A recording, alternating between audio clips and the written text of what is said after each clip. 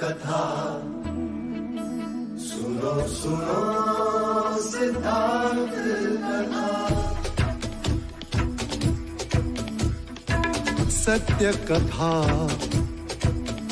पुरुषार्थ कथा सुनो सुनो सिद्धार्थ कथा। चढ़ते सूरज सा तेजवान वो कीर्तिमान, हुंकार भरे जब कूच करे थर थर कांपे आसमान। वो राजपुत्र वो शूरवीर, पर्वत को भेद दे उसके तीर, शांति का स्रोत करुणा की धार, निर्झर झरे मन से अपार। वो राजपुत्र वो शूरवीर, पर्वत को भेद दे उसके तीर, है शाक्य वंश का वो तारा, जगमग है जिससे जग सारा। सत्य कथा पुरुषार्थ कथा सुनो सुनो सिद्धार्थ कथा।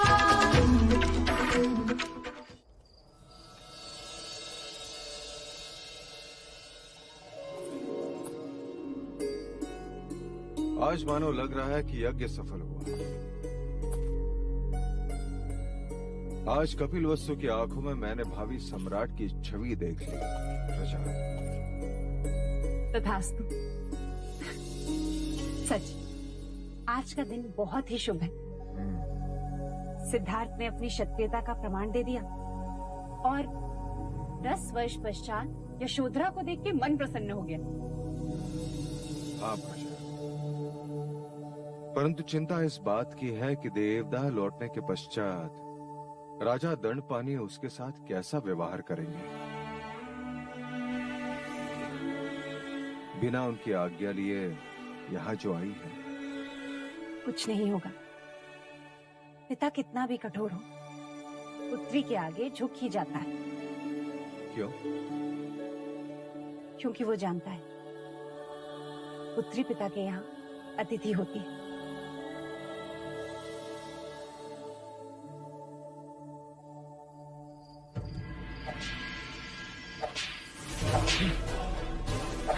छोड़ो छोड़ो देवदत्त, छोड़ो। ये क्या है? छोड़ो छोड़ो देवदत्त, छोड़ो। ये क्या कर रही है? ये सब क्या है देवदत्त? एक पराजित योद्धा को दंड दे रहा हूँ। अपने मरते हुए अहंकार को जीवित रखने का प्रयत्न कर रहा हूँ। निराश न हो देवदत्त, और ये कोई अंतिम प्रतियोगिता नहीं है।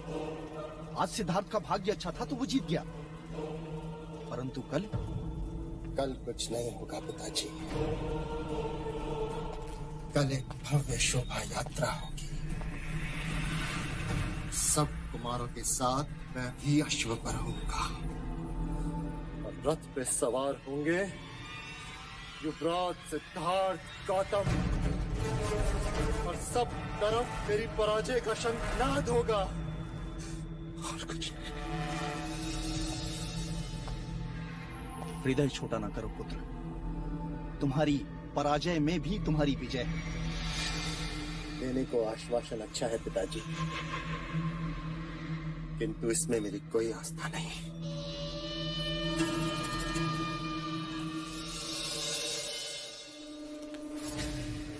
इस पर तो है, महाराज ने दिया है, तुम्हारे लिए है।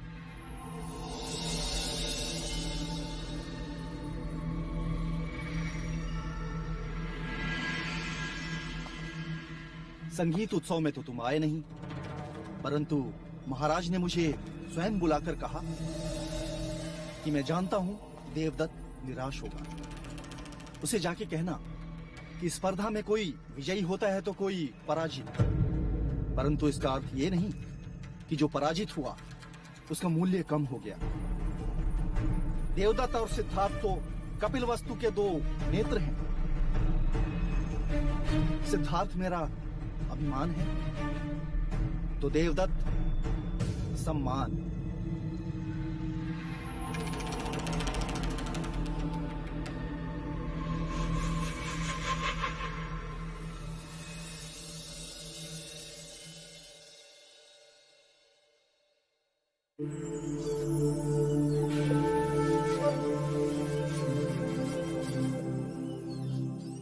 वहाँ अकेला छोड़कर यहाँ क्या देख रहे हो? राजप्रसाद की सीमा। उसमें देखने जैसा क्या है? कल शोभा यात्रा होगी गोपा। कल प्रथम बार मैं राजप्रसाद की सीमा पार जाऊंगा। क्या तुम आज तक कभी राजप्रसाद के बाहर नहीं गए? नहीं। अर्थात राजप्रसाद के बाहर की सृष्टि के बारे में तुम जानते ही नहीं? जानता हूँ ना, गुरुओं से, वेदों से, उपनिषदों से, अतीत की कहानियों से, मन की आंखों से इस खूबसूरत सृष्टि को देखा है मैंने। पर कल प्रत्यक्ष अनुभव होगा। कल प्रथम बार नगर के द्वार मेरे लिए खुलेंगे। कल मैं अपनी प्रजा से मिलूंगा। मैं भी तुम्हारे साथ चलूंगी। अतिथि देवो भव।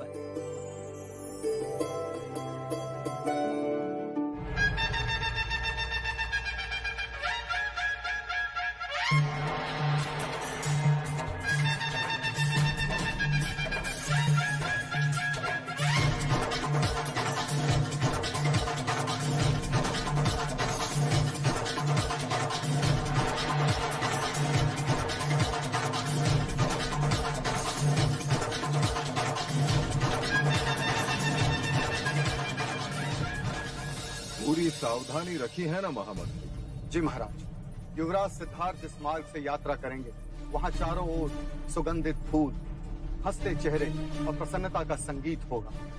चारों ओर युवा जगत ही दिखेगा। ऐसा कुछ नहीं होगा जिससे उन्हें दुख पहुंचे।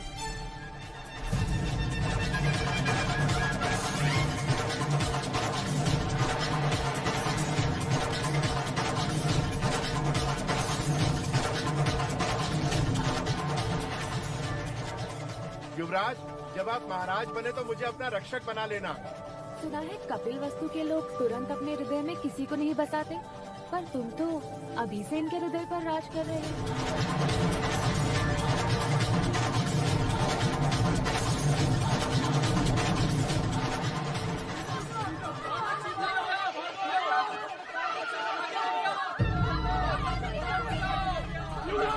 युवराज बचाओ, युवराज बचाओ, युवराज।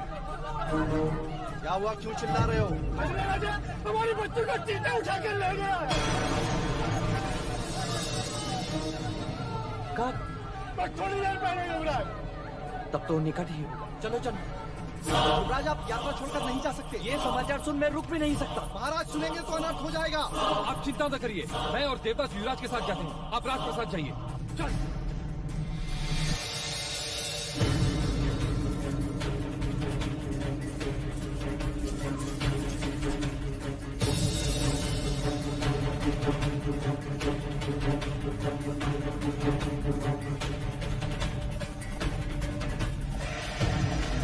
क्या चीते यहाँ अधिकांश देखे जाते हैं? नहीं युवराज, कुछ ही दिन हुए जंगल में आग लगी थी, तब चीते बस्ती की ओर आ गए।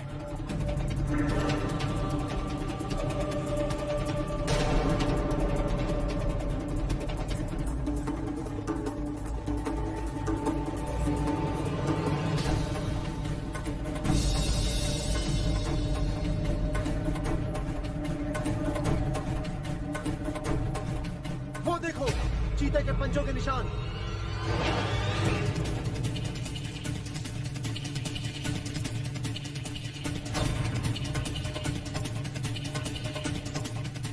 पंजों के चिन्ह पूरब दिशा की ओर जा रहे हैं। चलो।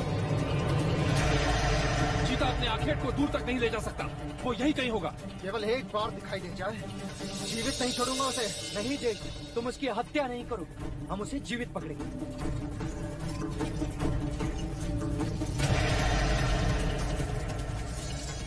सुना, बच्चे की रोने की ध्वनि वहाँ झाड़ियों से आ रही है।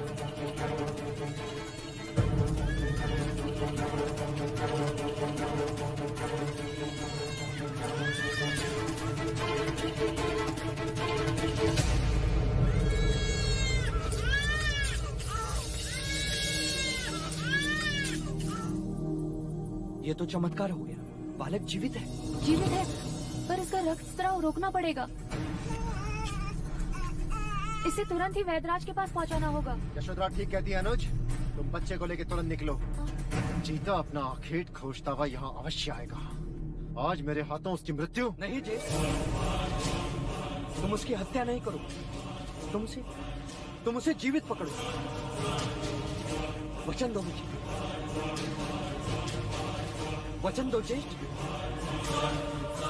ठीक है, नहीं करूंगा, किंतु इस समय तुम केवल बच्चे के बारे में सोचो, चीते के बारे में नहीं। जाओ।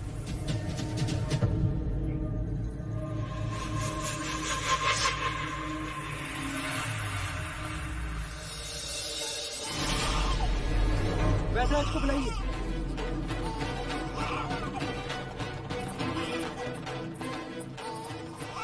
और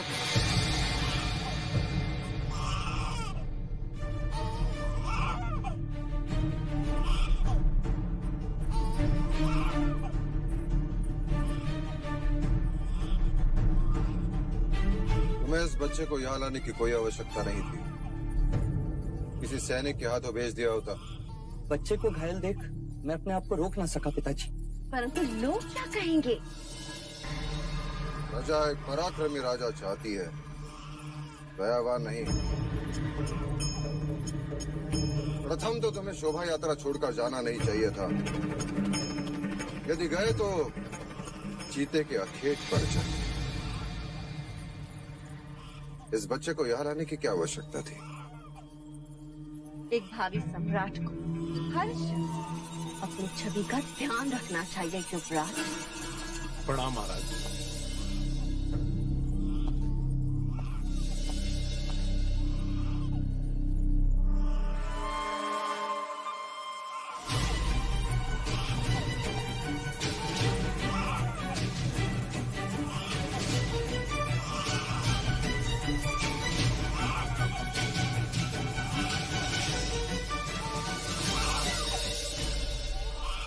रक्तस्राव रोकने का प्राथमिक उपचार कारगर रहा। किसने किया है? यशोधरा ने। ईश्वर की कृपा से बहुत साधारण घाव आए हैं, शीघ्र ठीक हो।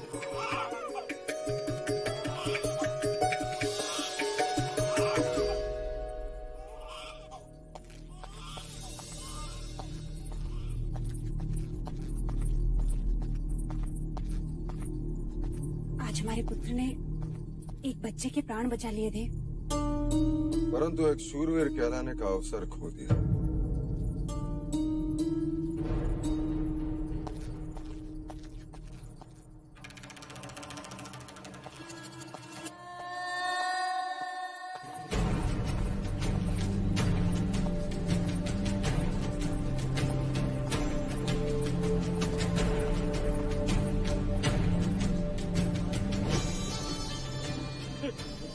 आप जैसे युवराज पाकर धन्य हो गए युवराज, हम धन्य हो गए युवराज, धन्य हो गए।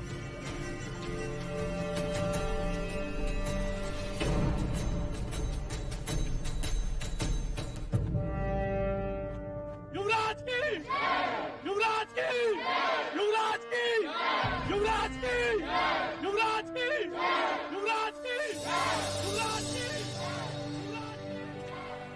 पूरा राजप्रसाद आपके पुत्र के जयघोष से गूंज रहा है देव। सम्राट में करुणा नहीं होनी चाहिए प्रजापति। सत्ता वही रहती है जहाँ भय होता है। मैं मानता हूँ कि आयु के साथ साथ विचार भी बदलते हैं, परंतु आंखों में अपने पिता के प्रति स्नेह घटता है, ये कभी नहीं सुना था। सिद्धार्थ,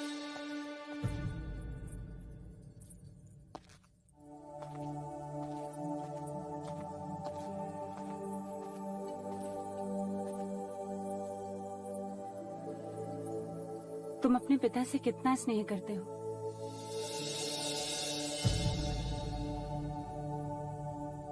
जितना एक पुत्र अपने पिता से करता है।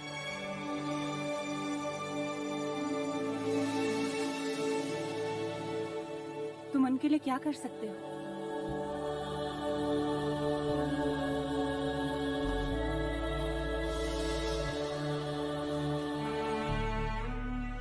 अगर वो कहें तो भी इन चरणों पर अपने प्राणों को त्याग सकता हूं।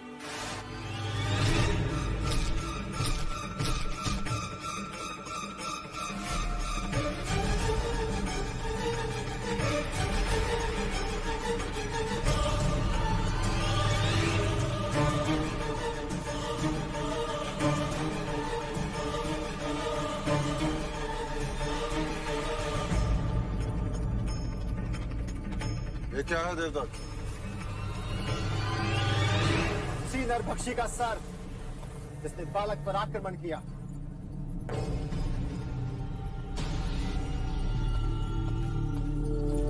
ये तुमने क्या किया जिष्ट? तुमने मुझे वचन दिया था ना कि तुम इसकी हत्या नहीं करोगे।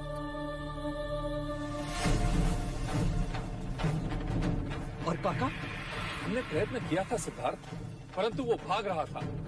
ये तो देवदत्त की वीरता थी, नहीं तो वो हमारे हाथ से निकल जाता। तो क्या उसे जीवित नहीं पकड़ सकते थे? तो क्या होता उससे?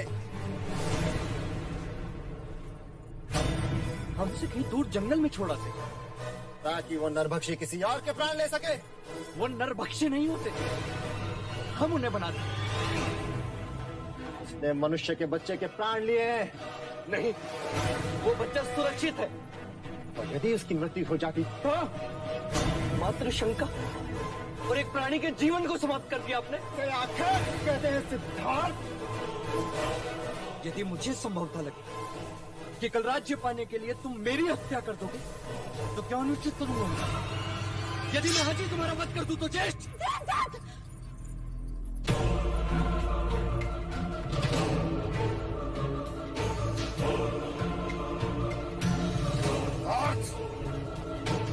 अपने ज्येष्ठा से ऐसी बात नहीं करते। तलवार फेंक दो।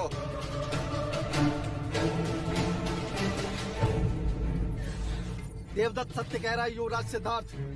यदि पशु एक बार भी मनुष्य रक्त चख ले तो पूरी बस्ती उजाड़ देता है। और युद्ध के नाम पर हम मनुष्य होकर भी बस्तियां नहीं उजाड़ते। केवल वीरता दिखाने के लिए हम उनका जीवन छीन लेते हैं। परीक्षा हमारी और प्राण गंवाए वो हमारे लिए आखेट का आनंद और उनके लिए जीवन का अंत। क्या यह अन्याय नहीं? नहीं, मेरे देवदत्त ने कोई अन्याय नहीं किया। कहीं ये ईर्ष्या तो नहीं कि जो कार्य तुम्हें एक युवराज को करना चाहिए वही कार्य मेरे पुत्र ने पूरा कर दिया। अरे तुम्हें तो इसकी प्रशंसा करनी चाहिए, परंतु तुम किसी को दोषी ठहरा रहे हो। क्या ये अन्याय नहीं?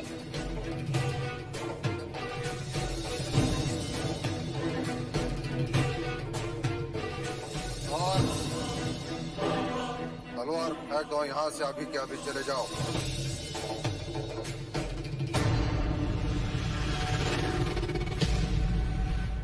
चले जाओ।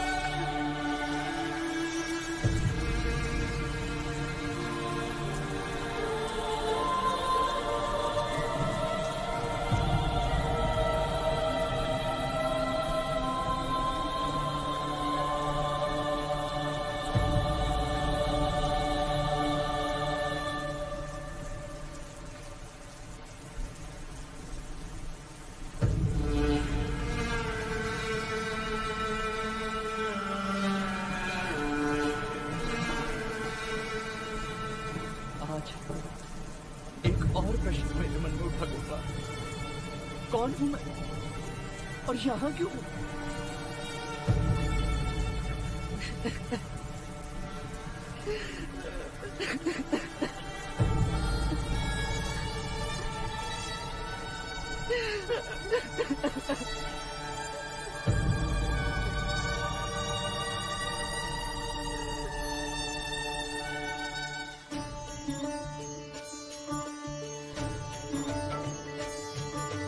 आरती उतारो श्री राम रघुवर की, राम रघुवर की, श्री राम सियावर की, राम रघुवर की, श्री राम सियावर की। आरती उतारो श्री राम रघुवर की, राम रघुवर की, श्री राम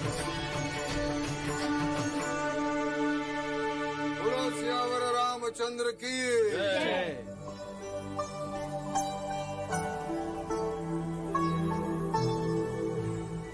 महादेवी, आज का श्रृंगार अद्भुत है।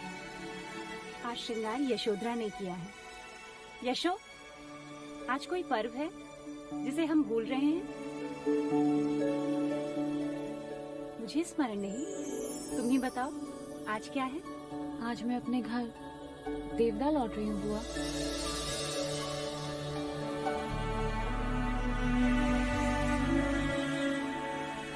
तुम जा रही हो?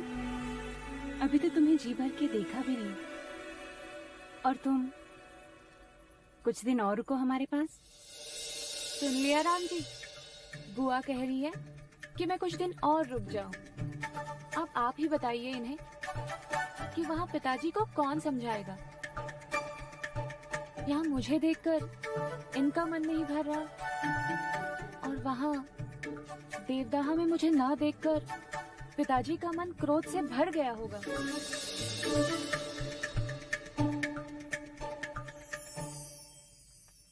हम सभी यहाँ हैं। सिद्धार्थ कहाँ है? महादेवी, मैं गई थी उन्हें बुलाने, परंतु वो अपने कक्ष में नहीं है। मैंने राजप्रसाद में भी सब जगह उन्हें देखा, परंतु राजप्रसाद में नहीं है। तो फिर कहाँ है? कल रात वो प्रणाम करने भी मेरे कक्ष में नहीं आए। अनुज, आप चिंता न करें महादेवी, मैं अभी युवराज को ढूंढ लाता हूँ। हाँ हाँ महादेवी, आप चिंता ना करें, युवराज मिल जाए। शयन कक्ष में ना हो तो आश्रम की कुटिया में हो, या फिर राज परिषद के छत पर हो सकते हैं, अथवा तालाब के नहीं नहीं नहीं, चन्ना के साथ अश्वशाला में बैठे, अथवा आचार्य कौंडिन्य के साथ ज्ञान गोष्ठी में बैठे हो। कल तो युवराज ने बड़ी ठिठोली की जब आचार्य अश्वपाल ने उनसे राजनीति सीखने की बात की, तो कहने लगे स्वार्थ के पाखंडी खेल का नाम है राजनीति।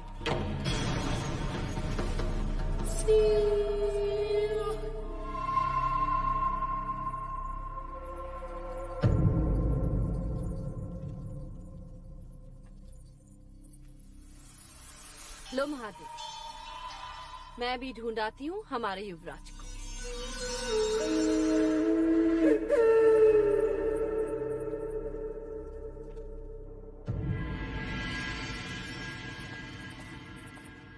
युवराज मिले? नहीं, सारा राजप्रसाद फिर से देख लिया। युवराज तो नहीं मिले, परंतु उनके कक्ष में।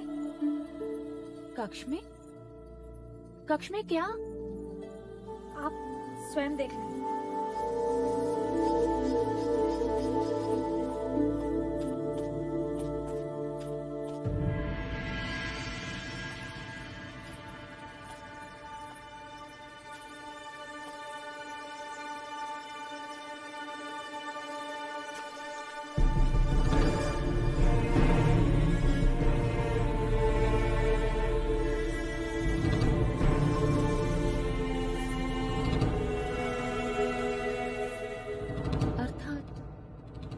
तक उस जीव की पीड़ा को भूल नहीं पाए। मेरा हृदय ग्लानि से भरा है। मुझे मेरी बात को समझ ही नहीं रहा। सब मेरी बात का विरोध कर रहे हैं। गुरुदेव, क्या ज्येष्ठ के कृत्य का विरोध करना अनुचित था? युवराज, जिस प्रकार हाथ की पांचों उंगलियां समान नहीं होती, उसी प्रकार मनुष्य की प्रकृति भी एक समान नहीं होती। तुम अहिंसा को मानते हो देवदत्त। चीते ने अपनी प्रकृति में अधीन होकर बच्चे पर घात किया और देवदत्त ने अपनी प्रकृति के अनुसार चीते का शिरच्छेद किया। तुमने अपनी प्रकृति के वश में होकर बच्चे के प्राण बचाए। जो कर सकते थे वो तुमने किया। इसमें ग्लानि से पीड़ित मत हो सिद्धार्थ। गुरुवर, मुझे इस ग्लानि से मुक्ति चाहिए। क्या इस पीड़ा से कोई मुक्ति नहीं? मुक्ति है। पशुओं की प्रकृति उनके प्राण के साथ जाती है, परंतु मनुष्य चाहे तो अपनी प्रकृति बदल सकता है। वो हिंसक से अहिंसक बन सकता है। वो स्वयं पर संयम पा सकता है, जो पशु नहीं कर सकते। गुरुदेव, आप ही कोई उपाय सुझाइए।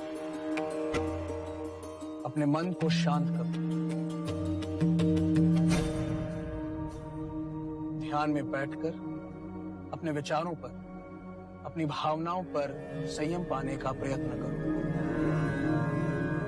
शांत मन मनुष्य के प्रत्येक समस्या का चिकित्सक होता है। तुम्हें अपने आप मुक्ति मिलेगी।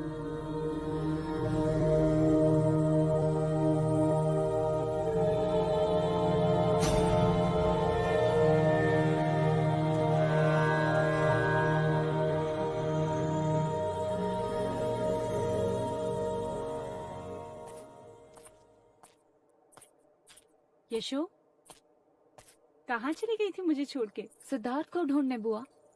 उसे पता है कि आज मैं देवदाह लौट रही हूँ और बिना कुछ बताए चला गया। पिताजी से विरोध कर मैं उसकी परीक्षा में उसका उत्साह बढ़ाने चली आई, और वो है कि यदि वो युवराज है तो मैं भी राजकुमारी हूँ। अब जब तक वो मुझे देवदाह लेने नहीं आएगा, मैं भी कपिलवस्तु नहीं आऊंगी। आने दे सिद्धार्थ, आज मैं तेरी ओर से उसे डांटूंगी। फिर तो ठीक है ना? नहीं बुआ, जब वो आए उसे मेरी तरफ से बहुत प्रेम देना। कहना कि विदाई की बेला गोपा उसे बहुत स्मरण कर रही थी। प्रणाम महादेवी। अनुज, अमितोधन ने सिद्धार्थ को ढूंढ लिया? नहीं, अभी तक वो आए नहीं। मैं यहाँ यशोधरा को लेने आया हूँ। मार्ग बहुत लंबा है। यशोधरा हमें शीघ्र ही प्रस्थान करना होगा। रात होने से पहले हमें जंगल पार करना होगा। हाँ मजले मामा, मैं अभी आई।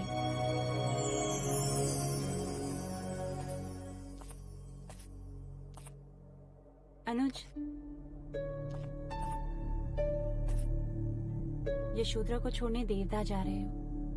यदि भैया से कुछ कहा सुनी हो जाए तो मन मैला ना करना। आप निश्चिंत रहिए महादेवी, मैं अपनी मर्यादा भंग नहीं करूंगा।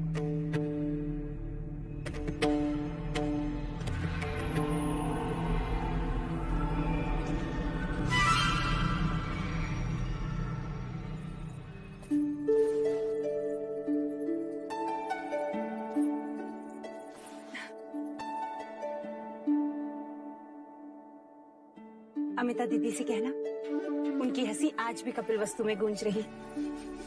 मेरी तरफ से उन्हें खूब हंसाना।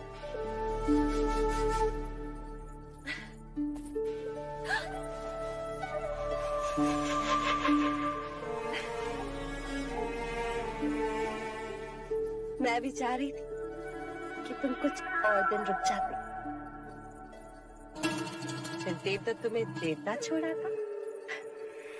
कह भी रहा था अभी तक तुम्हें यशोधरा से ठीक से मिला भी नहीं। अति शीघ्र आओ।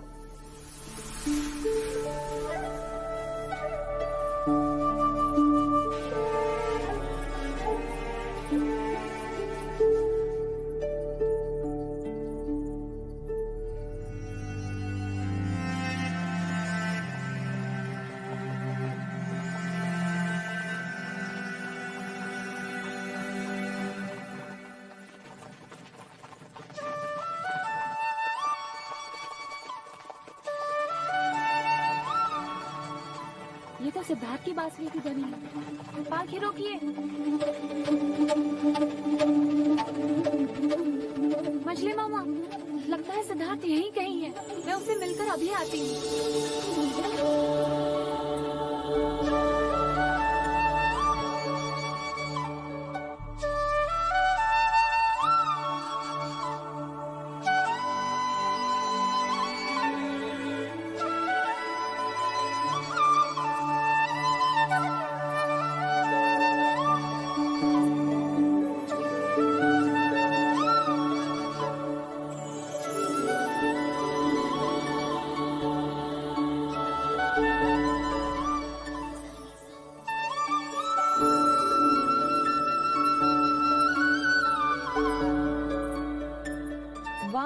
आतिथ्य। गोपा, तुम यहाँ? और यही प्रश्न मैं करूं, तुम यहाँ तो?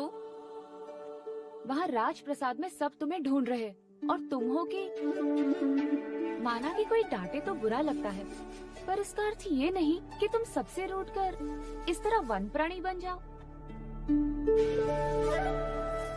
ठीक है, मुझसे नहीं मिलना तो ना मिलो, वैसे भी मैं जा रही हूँ। 10 वर्षों के पश्चात आई हो, 10 दिन भी नहीं रुकोगी? रुक भी जाऊं तो करूंगी क्या? राजप्रसाद में तुम्हें ढूंढती फिरूंगी, और क्या करूंगी? मैं भी वही कर रहा हूँ। क्या? तुम किसे ढूंढ रहे हो? स्वयं को। लोग ईश्वर को ढूंढते हैं, और तुम स्वयं को? हाँ। यदि किसी दिन मुझे ईश्वर मिल गए और उन्होंने कहा, कौन हो तुम? तो क्या कहूंगा मैं, जब मैं स्वयं को नहीं जानता? तो जान लो, देख लो, मिल लो मेरी आंखों में स्वयं से।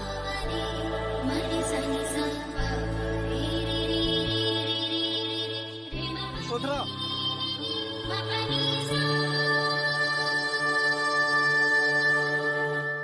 तुम्हारे जाने का समय हो गया गोपा। जाने से पहले तुमसे एक बात कहनी थी सिद्धार्थ। क्या? यदि तुम बुरा ना मानो तो। मित्र मानता हूँ मैं तुम, और तुम्हारे कहे पर बुरा मानने की दुष्टता मैं कैसे कर सकता हूँ? तो वचन दो, आज के पश्चात कभी ऐसा बर्ताव नहीं करोगे जिससे किसी को दुख पहुंचे।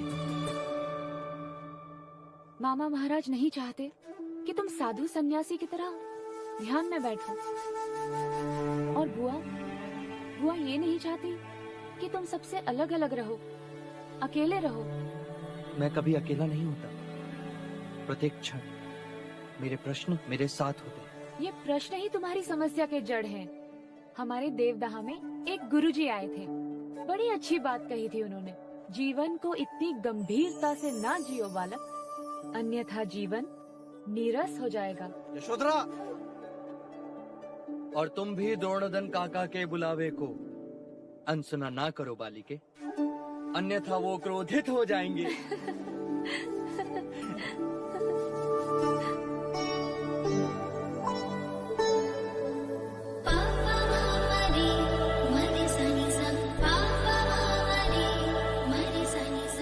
फिर कब आओगी गोपा? जब तुम मुझे देवदाह लेने आओगे। जानती हो तुम, नगर के द्वार मेरे लिए नहीं खुलते गोपा। जानते हो तुम, समय के सामने किसी की नहीं चलती। तो प्रतीक्षा रहेगी समय की शाख पर उस घड़ी के उगने की।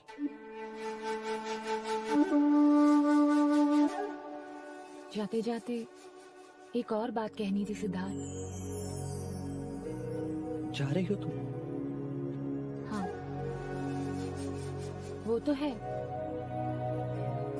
कहो। पिछली बार देवदाह जाते समय तुमने मुझे बीज दिए थे। सारा देवदाह फूलों से भर गया है, पर इस बार मेरी भेंट उधार रही।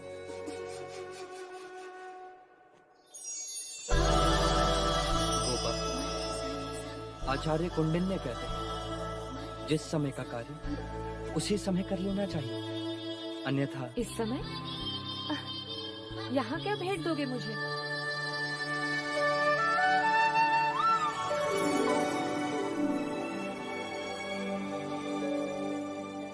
बीज दिए तो देवदाह फूलों से भर गया। बांसुरी दे रहा हूं, पूरा जीवन संगीत से भर जाएगा।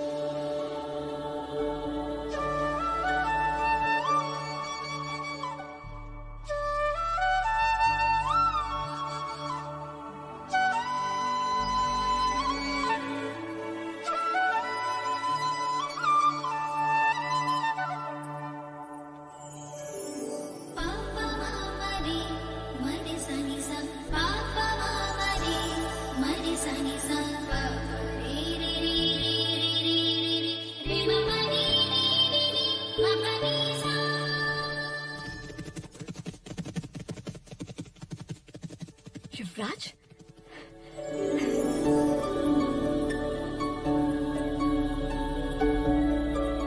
महादेवी, युवराज आ गए। महादेवी,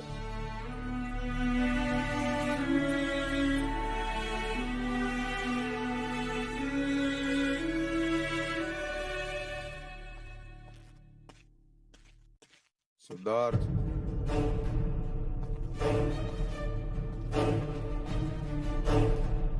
कहाँ से आ रहे हो? उद्यान में टहलने गया था पिताजी। अथवा ध्यान में बैठने के लिए गए थे या बांसुरी बजाने? बांसुरी तो मैंने गोपा को दे दी। ये लो मेरी तलवार। मेरी इच्छा है मैं जब भी तुम्हें देखूं एक क्षत्रिय की तरह अपने शस्त्र के साथ देखूं।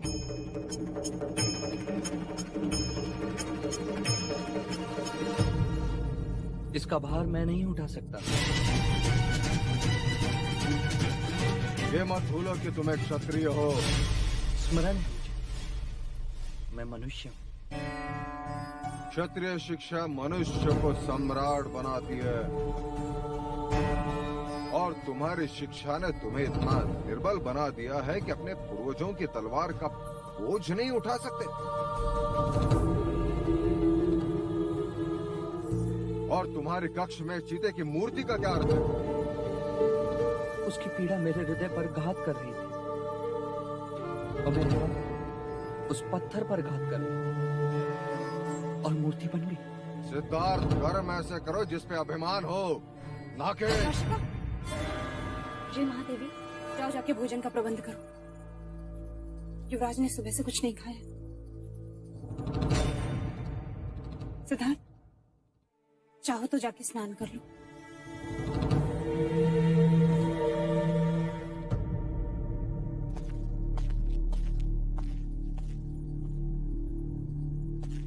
भाई महाराज, मैं कई दिनों से निरीक्षण कर रहा हूं। सिद्धार्थ की आचार्य कौंडिन्य के साथ घनिष्ठता बढ़ती जा रही है। ये उनकी संगत और शिक्षा का ही परिणाम है कि युवराज ध्यान के प्रति आकर्षित हो रहे हैं।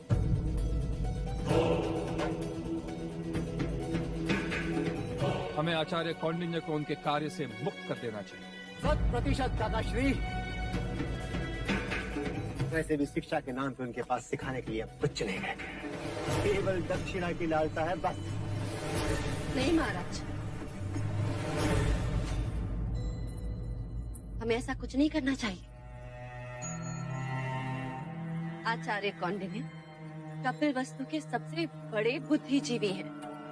उनकी संगत में रहकर सिद्धार्थ को सही मार्ग मिलेगा। उनके ज्ञान से हमें सिद्धार्थ को वंचित नहीं रखना चाहिए।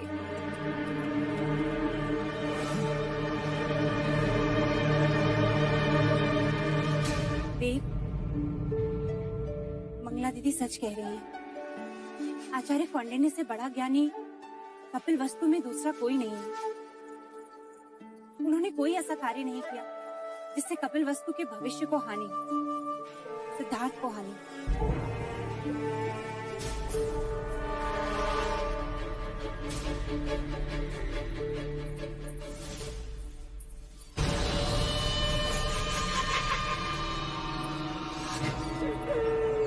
देवदत्त, आपको क्या आवश्यकता थी मजलिका की बात का विरोध करने की? माँ, आप तो जानती हैं कि गुरुवर कौंडिन्य सिद्धार्थ के कितना निकट है और मुझसे कितने मतभेद हैं उनके। बचपन से लेकर आज तक हमेशा उन्होंने सिद्धार्थ का पक्ष लिया है, मुझसे केवल घृणा की है। और आज जब उनकी निवृत्ति की बात आई तो आपने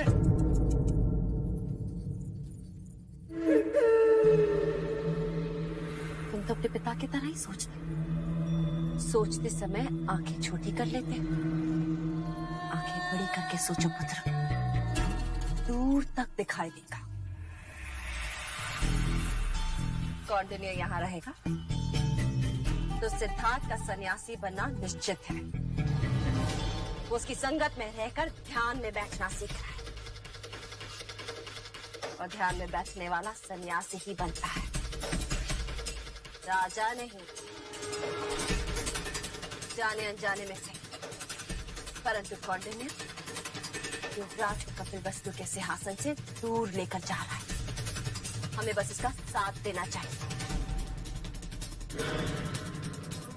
हमारे लिए तुम्हारा कपिलवस्तु का सम्राट बनने का स्वप्न पूरा करेगा।